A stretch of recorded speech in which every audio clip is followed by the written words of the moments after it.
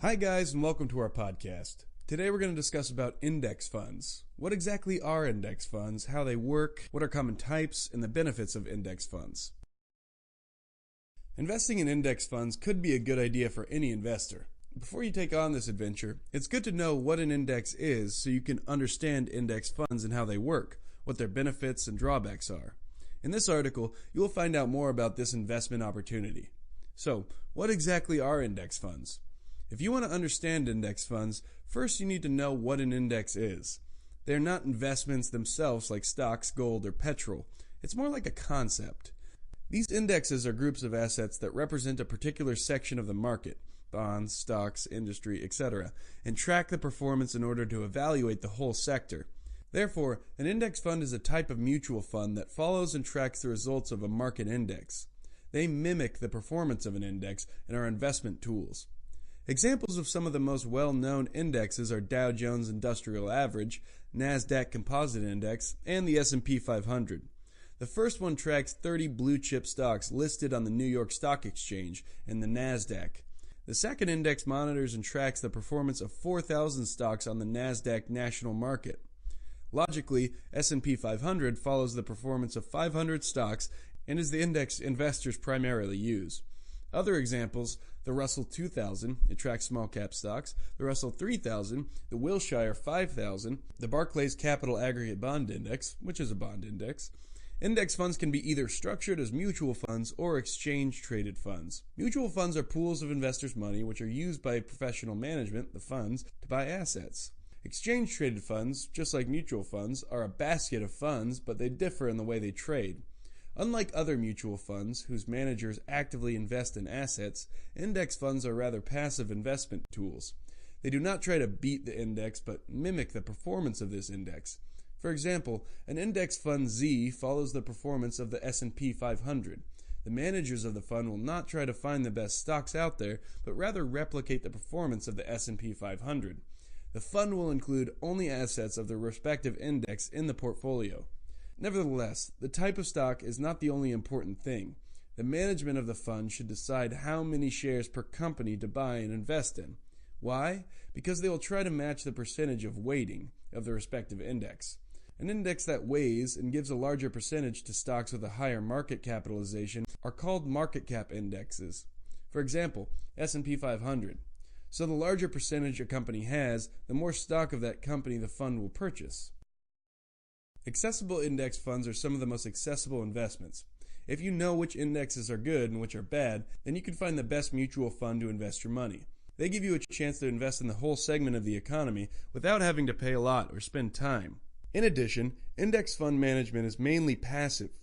As I said earlier in this article, these types of funds are managed passively.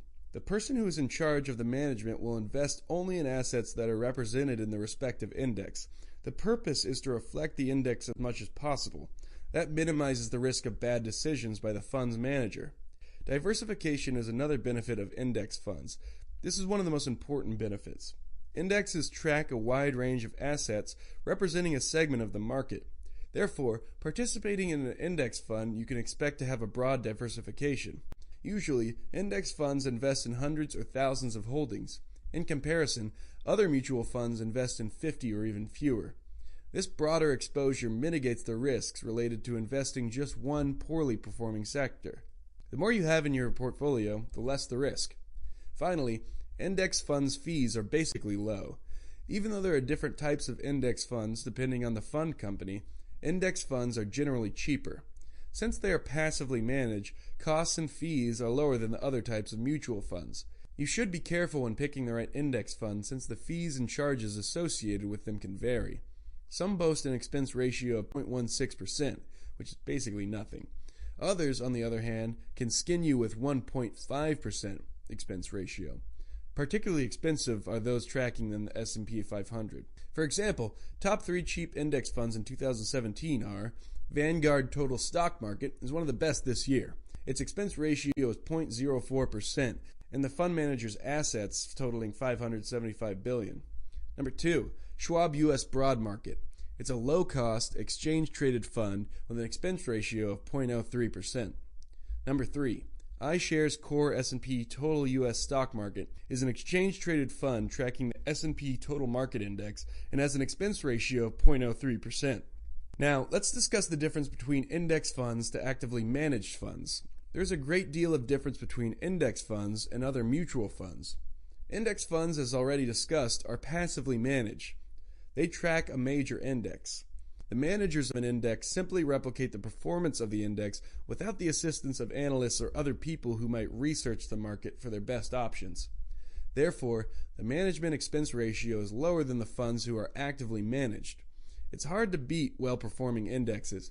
Therefore, usually index funds outperform other mutual funds. You can include index funds in your retirement accounts, for instance.